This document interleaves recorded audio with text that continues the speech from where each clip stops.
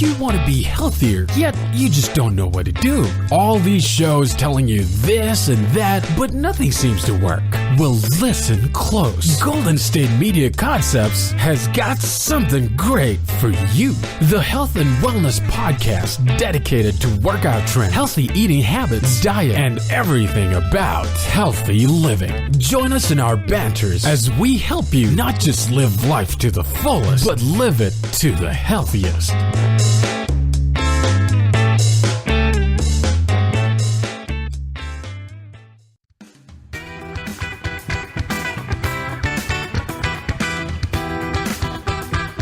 Hey everybody, thanks for listening to the GSMC Health and Wellness Podcast. I'm Mariano. And I'm Pauline. And in this episode, we wanted to get into Dr. Robert Wildman's 10 Laws for Building Muscle. He's a PhD in nutritional science, and I saw this on bodybuilding.com. He created like this 10 video mini-series, each one of them having kind of a different principle or a staple, putting all these things together, you know, to maximize muscle growth and overall just kind of fitness levels.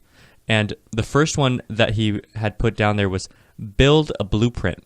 And what he meant by this was figure out a starting point for yourself, find a way to measure progress, and discover or, you know, kind of get together the tools that you're going to use in order to measure your progress. Like, you know, tape measures, a little body fat, like index things. Now, I think that the biggest one there is probably to figure out a starting point. Yeah. Because too many people like overlift and ego lift and they try too many things that are too hard. Or they eat too much like we were talking about. Yeah. And they don't get the results they need because you're just working against your metabolism. A lot of people think, you know, well, if I just lift extremely heavy, I can kind of cut like time, and it doesn't work like that. Your body grows gradually, you know? You can overdo it, and then it just becomes counterintuitive. His second law, I think this one will be a little more to talk about. This one was train to gain. And I'll go over kind of the it's like 5 or 6 little, you know, mini points there, and then we'll go into them one at a time. Okay. So there's intensity, volume, frequency, tempo, and rest. Now, when he talks about intensity, he talks about how hard you're hitting the gym in terms of how hard are you blasting those muscles, how like heavy are you lifting, how many different exercises are you doing. And I think that that's an important thing because people, all the time I see, people don't lift with enough intensity. Remember, you're trying to push your body to like a limit and then past that limit. Right. A lot of people don't do that. I see so many guys in the gym that they'll kind of do a set of whatever it is, then, you know, sit up and then like kind of text for like, I don't know, 10, 15 minutes, and then do another set. And then they'll go on to like another machine. So they did 2 sets for the one. Right. And, you know, they wonder why they're not growing or, you know, what's going on. And, you know, if the intensity is not there, if you're not lifting hard enough to force your body to grow, it's not going to grow. Exactly. You know, it wants to stay as it is. The second was volume. And that kind of falls hand in hand with intensity in a way because there's that stigma of, let's say in 1 week, in order for me to build my chest, I would need to do like something like 30 sets, not reps. So what I mean by 30 sets is, let's say I do 6 different exercises, 5 sets each. Right. And I did that once a day. 1 day a week. I'm sorry. That would be, you know, kind of volume of like 1 out of every 5 or 7 days. Or I could do like 15 sets, you know, 2 days a week. So as long as the frequency, you know, as long as the volume and intensity are there, so I'm still getting in the volume, it's just over, you know, a longer period of time. Those things kind of even out. If you're not working really, really hard, you need to work pretty often. Yeah. Make sense? Yes. Now, the third one is the frequency. And that's kind of more what I was trying to get into there of like, are you hitting the gym often enough? I don't know if I said this to you last time, but... Yeah, we did talk about this in a previous episode. Did we? No, continue. Where we said if you are going to the gym, I think it was like less than 2 times a week, you might as well not go. Right. Because it's like you're not going to be able to see any results. Exactly. You're not building off on anything. But what Dr. Wildman says is that as long as the intensity and the volume is there, you could technically go even once a week and build, it's nowhere near ideal. Like technically, if we're going to up the intensity and the volume, we could be in the gym for like 6 hours and work the whole body. But the thing is, as your body gets depleted, you're not going to be able to work as hard for as long, so the intensity drops. And that's why splitting it up, with frequency is important. Does that make sense? Yes. That way you can keep yourself kind of maximized. And I try to do something similar to this I have like a rule of whatever muscle groups I'm working on a day, I'll do the biggest ones or the strongest ones first and give them like my most energy. And then work out to the smaller. So let's say I do chest and shoulders and triceps all in one day. I'll start with my chest because that's one thing that I need to work hard before it even starts to get tired. Now, once I pushed it to that point, finally, then I can really start to like kind of work. Then shoulders is easier. Like shoulders, I can start to feel a burn really quickly because working out shoulders is always difficult. Yeah. Triceps, same thing because it's, I work them fairly often, but they just aren't as strong for as long as my chest is. And so I find it smart to work my chest first because if I did shoulders and triceps first, number one, I really wouldn't be able to bench press that much because my shoulders and triceps are tired. But number two is I could even if I did something other than those two muscle groups, if I did it before chest, I'm going to start chest with less energy and I'm not going to hit it as hard as a result. So it kind of compromises my, my workout there. So I want to make sure that according to the stronger muscle group or the one that's going to take more time, I do that one first and give it my focused attention. Another thing too is if something is lacking, like if I notice I really, like my chest is okay, but I really need shoulders, then I'll do shoulders first because they're the ones that need the extra energy. The extra energy means I can push heavier weight, build muscle quicker, and it's kind of that bulking psychology there, Right.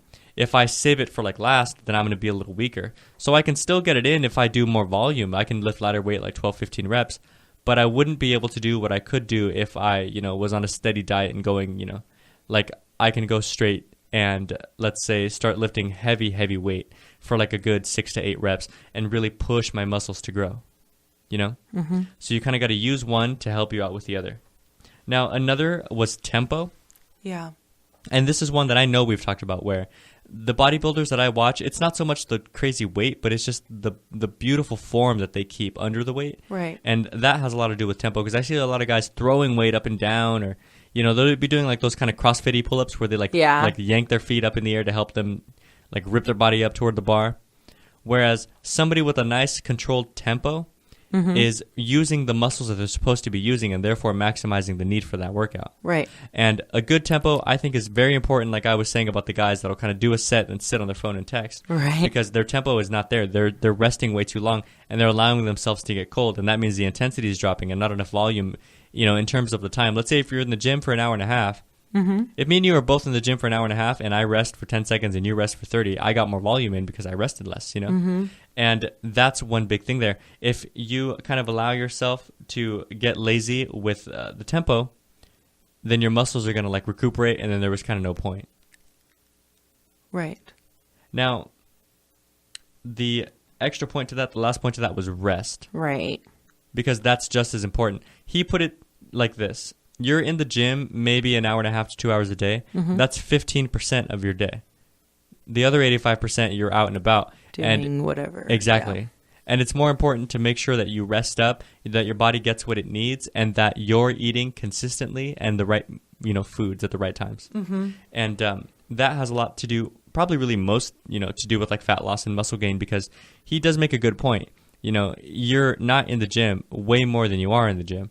So it's about what you do like kind of on the off season that counts. Now, let's jump into number 3, and then we'll cut into the commercial break. Now, number 3 is train to lose.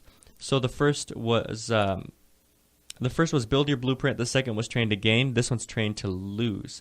Now, by that, he means high intensity interval training. You heard of that? HIIT training? Right. And the reason for this, or reasons, I guess, is just like, I was saying about maximizing kind of the tempo and the intensity in order to get like the quicker workout, then it is possible to kind of get a great cardio workout, build your, like elevate your heart rate and help, blood rush to your muscles for when you're lifting heavy by doing some high intensity interval training because, I can either run or like jog for about 45 minutes to an hour, Or I can do some, high intensity intervals and be done in like 25 minutes. Right.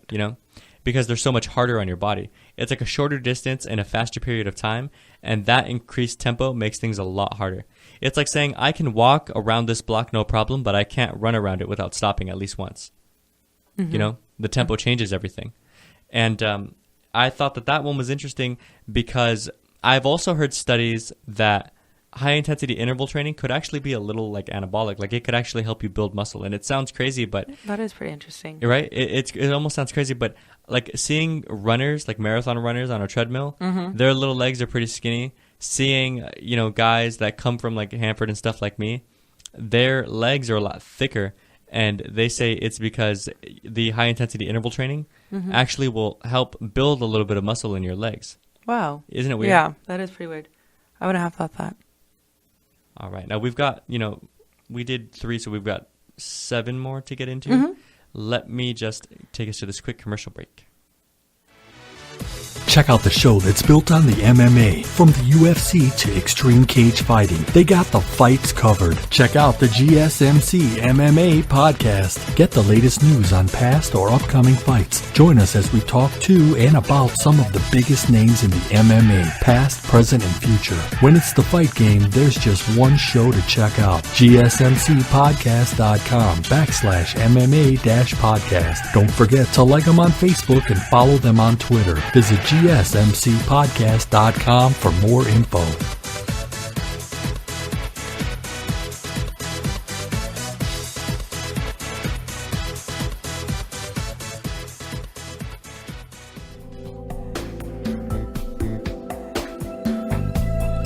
Welcome back, everybody. Thanks for listening to the GSMC Health and Wellness Podcast. I'm Mariano.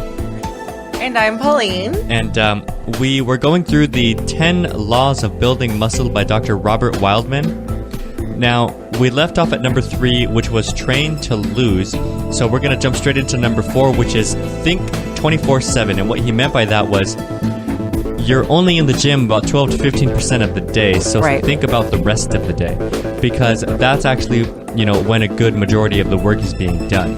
And what he meant by this was make sure that you're keeping your protein intake up, because it's all about protein synthesis. It's, it's kind of that simple equation of you want enough protein in your body to where you don't fall below protein synthesis into protein breakdown.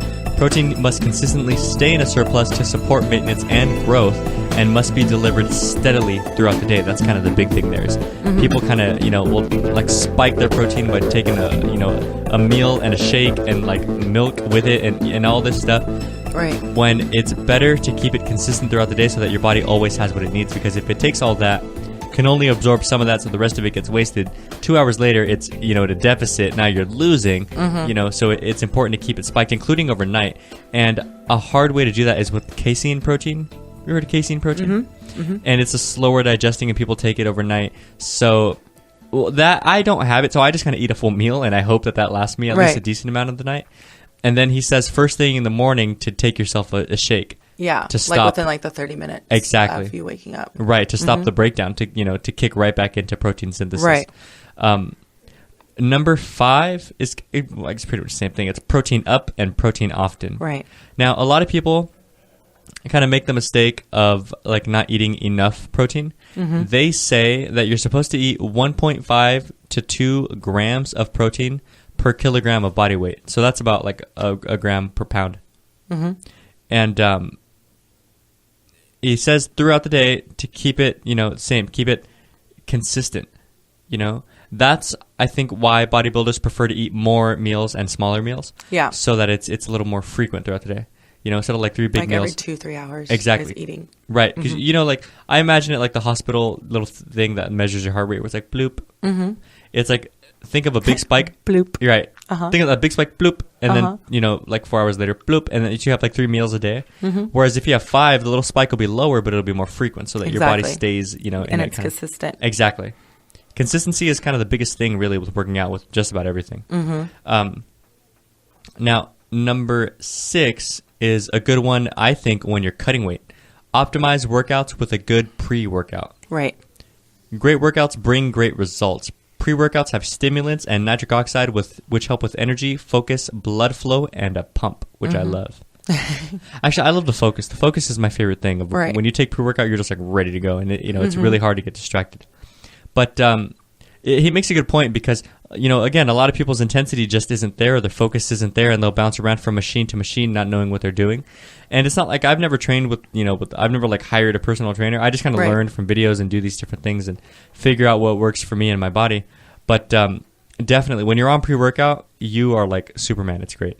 But the thing is, I don't know if you have to, but I do. I recommend cycling on and off of it. Right. So my like rule of thumb is a pre-workout like container normally lasts like 30 to 45 days.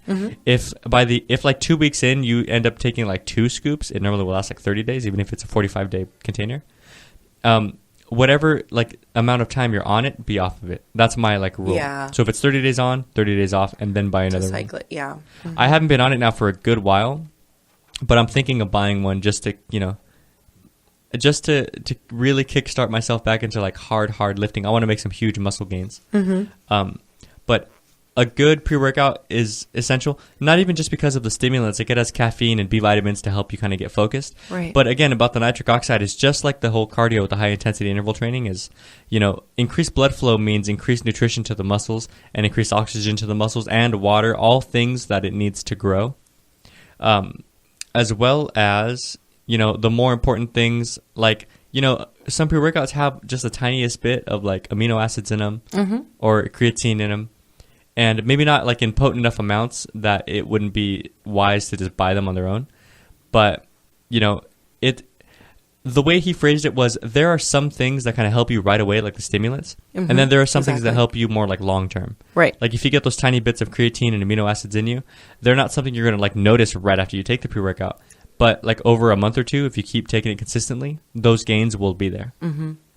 Number 7 is amino ammo.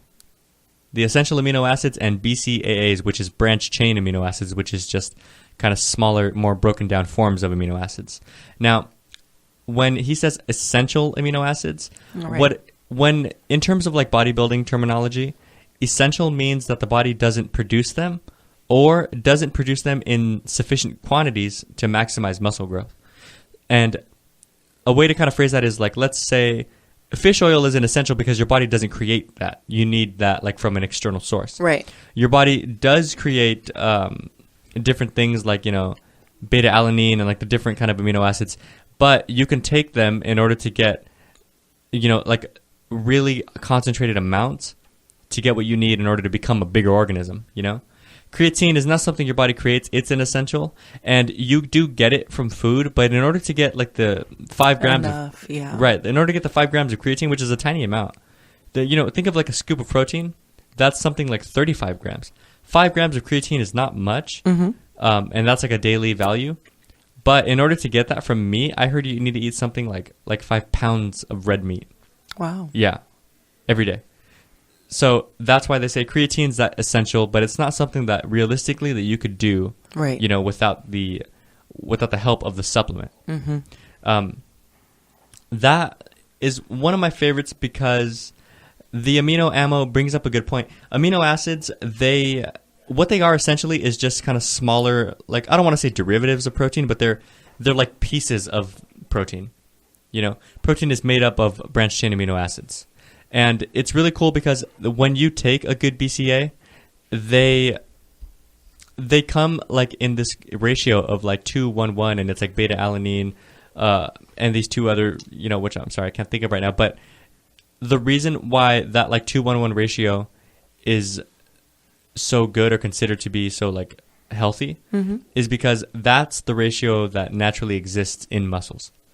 And taking this supplement, I've noticed personally, I've heard a lot of people say like, oh, I take it during my workout because it keeps me it keeps me from fatiguing out and all these other things.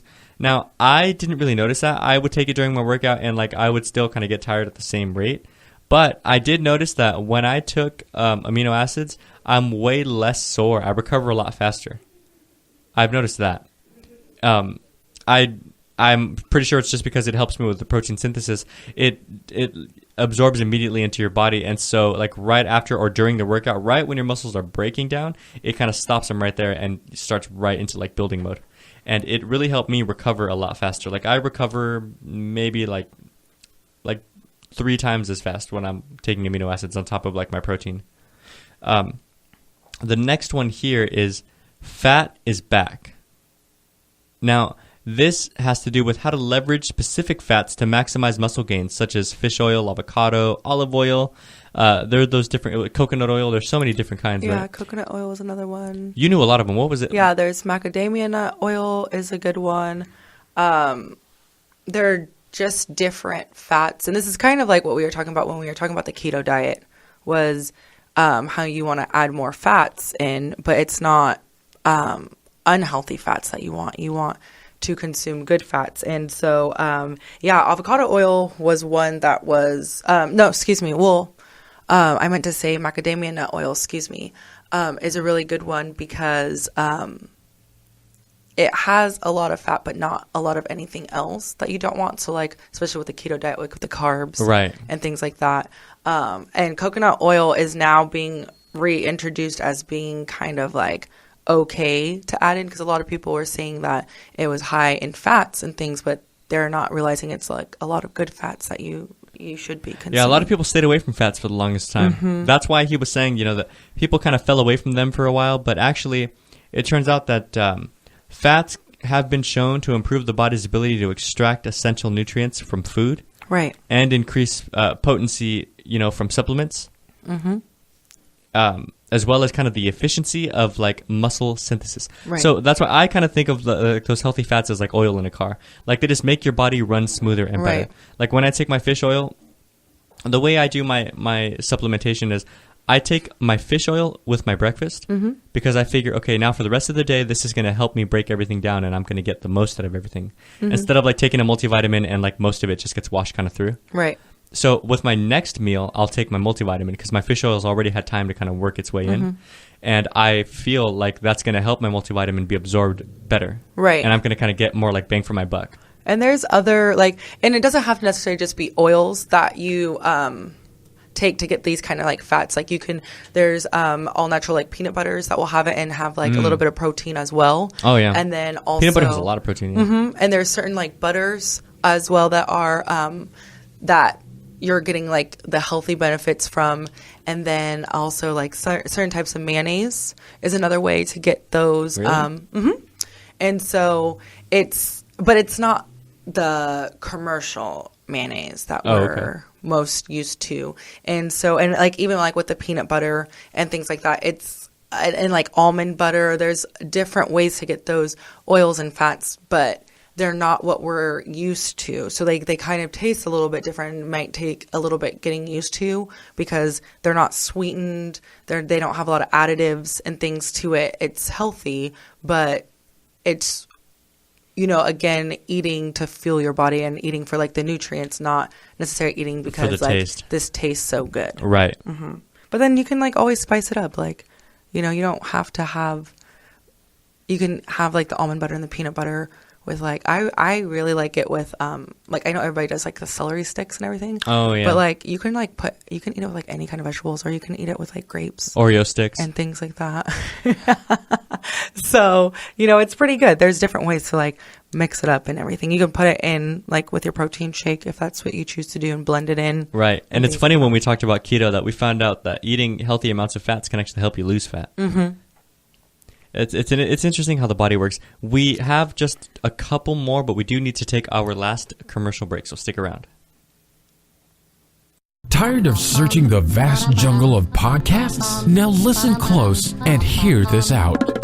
There's a podcast network that covers just about everything that you've been searching. Hey! The Golden State Media Concepts Podcast Network is here. Nothing less than a podcast bliss with endless hours of podcast coverage. From news, sports, music, fashion, cooking, entertainment, fantasy, football, and so much more. So stop lurking around and go straight out to the Golden State Media Concepts Podcast Network. Guaranteed to fill that podcast itch. Whatever it may be. Visit us at www.gsmcpodcast.com. Follow us on Facebook and Twitter, and download us on iTunes, SoundCloud, and Google Play.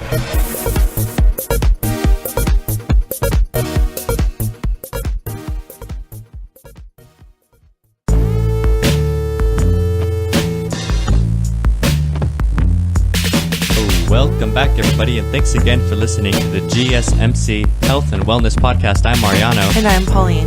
And we had finished off with the tip number 8, or I guess law number 8 of Robert Wildman's 10 laws to build muscle. Now, law number 9 is hydrate. That's like our favorite. Hydrate? Yeah. We always talk about water. Yeah, it's like the hardest one to do, though, isn't it? It is. I can't tell what's harder, getting enough food in the day to bulk or getting enough water in the day. I think water. It's so hard. But you know what's funny? I actually like my method of like, drink until you're not thirsty and then take like 6 more gulps. But I think his method is a little better. But I'll get into that in just one second. But I just want to kind of premise, the importance of this. Your body is about 2/3 water. And dehydrated muscles don't grow. Right. And, there were studies done where you take, like, these guys took muscle cells, they kind of isolated them, put a little bit of water in them, and they grew. And another thing, too, this is interesting. It's this little side note. When you work out and you start to feel the burn, that burn is lactic acid. It turns out that could be a good thing because somebody, again, isolated muscle cells, put them just down, put some lactic acid on them, and basically they grew. So lactic acid, is your muscles growing.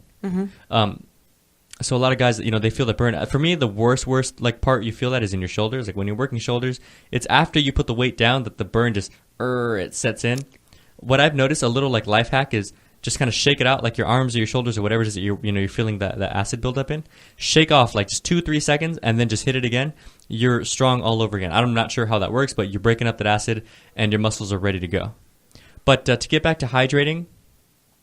Now, another thing about it too, not only, if you're dehydrated, your muscles don't grow as well, but also being like partially dehydrated, and we're not talking like you're about to die of heat stroke. We're talking like your muscles are a little dehydrated, maybe you're falling behind on your water intake. It affects your performance, which affects the volume and intensity that we were talking about earlier. If you're not going to hit it as hard or as long or as frequent, then you're not going to have the results. So this was his. I like this one better. I don't know. You tell me. His rule of thumb is to drink 8 to 12 ounces of water every 3 hours throughout the day.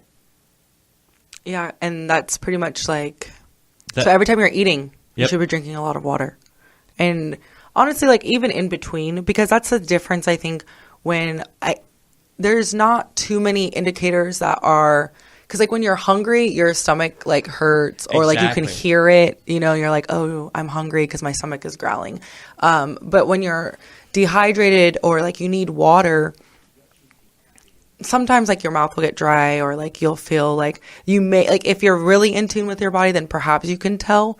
But there's not something that's so easily like, hey, I'm starting to get dehydrated. You should re-up. It's usually when it's like so beyond that your body starts giving you signals and you start to like pay attention is like after you're so dehydrated that it's almost a problem now. Yeah, exactly. And so I think that's why it's sometimes hard to, unless you're trying and making a really good effort to consume a lot of water. That's why sometimes it can be hard to lose track. Like, you get to the end of the day or, the end of the work day and you're like, oh, wow, I've only had 1 bottle of water this whole day at work. You don't realize, and I think that's why sometimes it's easier to eat more often because your body you get hungry. And if you're eating every 2 to 3 hours, and if that's your normal routine, once you get to like that 3rd hour, pushing into that 4th, you start to feel fatigued or start to feel low on energy and you're hungry because you're missing that in-between meal or like that time when you're supposed to re-up. And so, but then it's a little bit different with water. It can be, What's hard for me is I don't notice I'm thirsty until I start drinking. Do you know what I mean? Yeah. So like your stomach doesn't really growl when you're thirsty. It will if you're like outside playing, but that's a different story. Right. When you're like right now, we're inside, I drank a water bottle. I realized I haven't drank one since we started. Right. And it was interesting because you're right in the sense that I don't like feel thirsty, but I just like I have to kind of play it like by ear. Like I'll see some water and I think to myself, man, when was the last time I drank water and how much did I drink? Okay, I'm due for some more. But I don't like feel it, I'm not like I need water. And I think sometimes people may also, because like when you're doing like the 30-day water challenge or something like that, drinking water can sometimes be inconvenient. And I think that's also like a turn off for some people, because if like, just for example, you're going on a long drive, like say your commute perhaps is far. And so it can be seen as almost inconvenient, because if you're consuming a lot of water, you also have to use the restroom a lot too. Yeah. So some people, because I notice that sometimes I will do that. If I'm like driving, like commuting for a long time or something like that, like where I know I'm going to be in the car, everybody always says, okay, everybody use the restroom before we leave. Yeah. So you do. And then you try to like space out your liquids for the drive so that you don't have to keep stopping all the time and things like that to use the restroom. So I think that is another, you know, kind of like deterrent for some people, when depending on like their day and like their lifestyle and what they're doing, it may only be every once in a while that you have to do something that where you're like, I can't use the restroom, or like if you're a teacher, you know, and you have to be like in the classroom. Moment. Yeah. Right. You know, so because my mom sometimes has that problem because she's a teacher. Mm-hmm. And so you can't just tell your, you know, 3rd, 4th, and 5th graders, everybody be cool, I'll be right back type of a thing. So there are some little inconvenient times, but as a whole, you know, you do have to continue. It makes you healthier. It does make you healthier. And so sometimes, like, and depending on, like, everybody's body is different, but sometimes you can kind of train your body to be able to consume regular amounts of water, to where you don't have to use the restroom as much. Like in the beginning, you do, but right, because your body needs to adapt just like everything else. Right, and so definitely that's one thing that I had noticed though, was I don't like feel thirsty enough, so I need to come up with some kind of system that I can just follow, right, and kind of trust that I need this water. The last law was it's write your own law, and what it meant by that was, now that you've got all these tips on supplementation and exercise intensity and frequency, as well as nutrition, sleep, rest, now that you've got all these tools, you need to kind of adjust them to your body in specific, and find the little like algorithm that works for you and apply it. He recommends, you know, kind of keeping like some kind of log of your workouts. That way you can track your progress.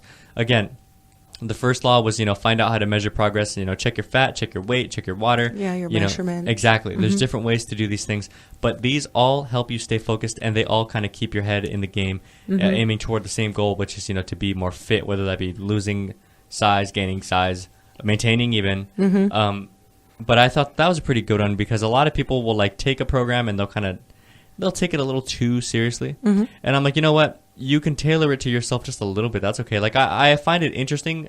I love it. And like, I find it interesting that I'll go to the gym with like my friends, and we're all stronger than each other in different things. Right. And we all work out together. So I guess some things just come naturally, or like some people just build certain things better than other people. Like, you know, some guys will have like really big arms, and they don't work them as much as I work my arms, and my arms are like smaller, you know. And it's fun to see how like people vary, and how they decide to go about their variation in order to make it work for them. Right? Right.